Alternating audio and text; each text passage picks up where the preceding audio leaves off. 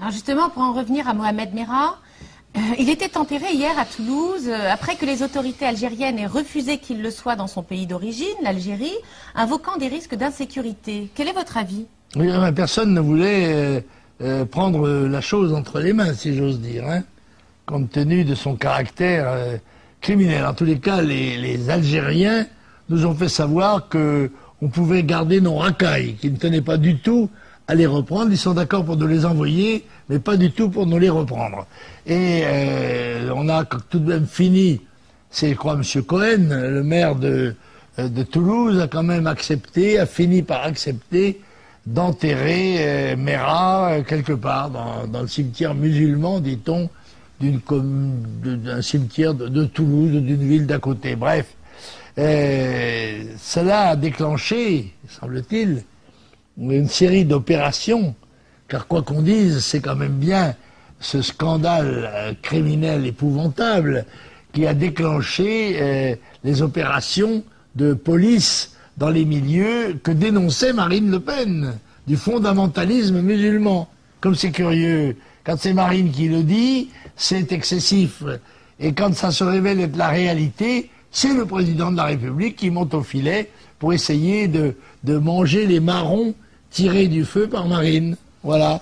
Et cela, j'espère que ça ne dupera pas les Français, qui devront se poser la question tout de même, enfin, ces Kalachnikov qu'il y a dans les appartements d'un certain nombre de gens connus pour leurs opinions extrémistes, fondamentalistes, eh bien, elles y sont depuis longtemps. Et M. Sarkozy est responsable du ministère de l'Intérieur et de la Sécurité nationale depuis 10 ans. Alors, on s'aperçoit d'une chose, c'est que toutes les politiques positives n'ont pas été prises n'ont pas été suivies pendant 10 ans, mais que là, à 3 semaines des élections, monsieur Sarkozy, qui va d'un bout à l'autre de la France pour se montrer à la télévision, essaye de prouver et de démontrer qu'il a une attention particulière pour la sécurité. Eh bien, nous allons parler de sécurité et d'immigration, je pense, pendant le temps qui nous reste, c'est-à-dire pendant 3 semaines, et montrer que dans ce domaine-là, comme dans tant d'autres, le gouvernement a été et peut-être accusé de carence.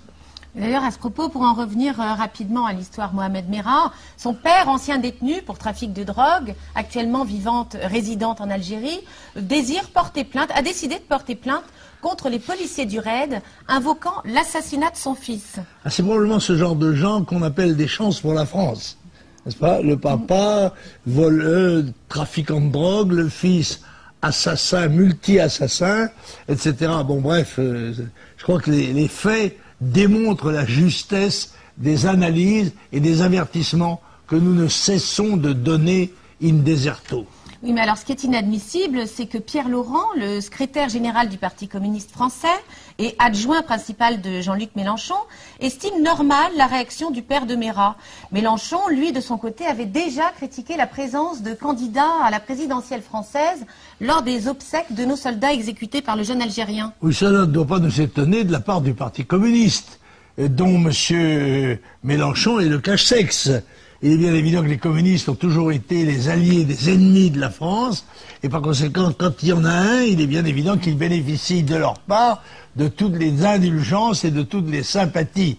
Dieu merci, grâce à ce genre de déclaration, les Français sauront qui est derrière Mélenchon et qui est Mélenchon.